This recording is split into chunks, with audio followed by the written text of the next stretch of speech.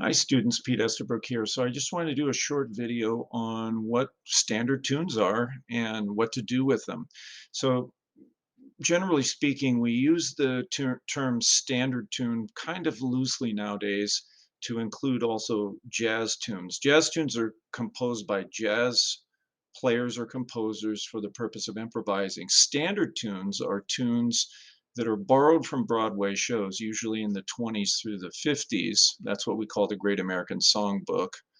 Um, and those have been extracted from those Broadway shows, and then we use them the chorus only, not the verse.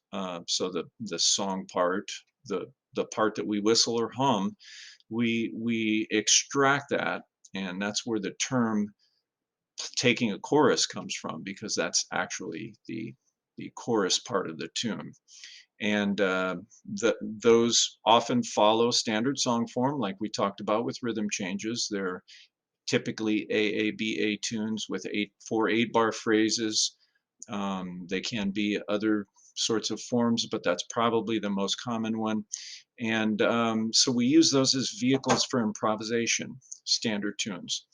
And the when you typically are looking at lead sheets, you'll see a lot of quarter notes, half notes, whole notes. We don't want to just play those as written. We want to interpret those standard tunes. How do we do that? Well, we listen to a lot of music. We listen to jazz players interpret standard tunes, and we try to sound like them. We listen to big band arrangements of tunes for rhythmic ideas and that sort of thing. So the idea when you're interpreting a standard tune melody, if you're by yourself, presumably in a quartet situation, or maybe you're trading with another horn player where they play the bridge and you play the A sections, something like that.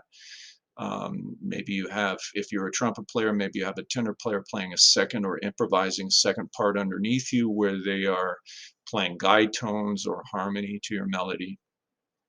You want to make your melody unique every time. So the element of improvisation works its way into your interpretation of that standard melody.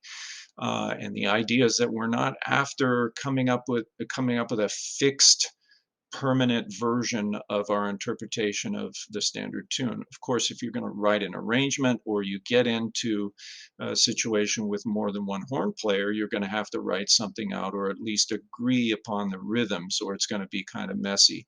But assuming you're in a quartet situation and you have the freedom to do so, I would encourage you to bring the element of improvisation into your interpretation of that melody and make it unique each and every time that you perform it. Okay, that's all in standard tunes for now. We'll come back to that in the future again. Take care.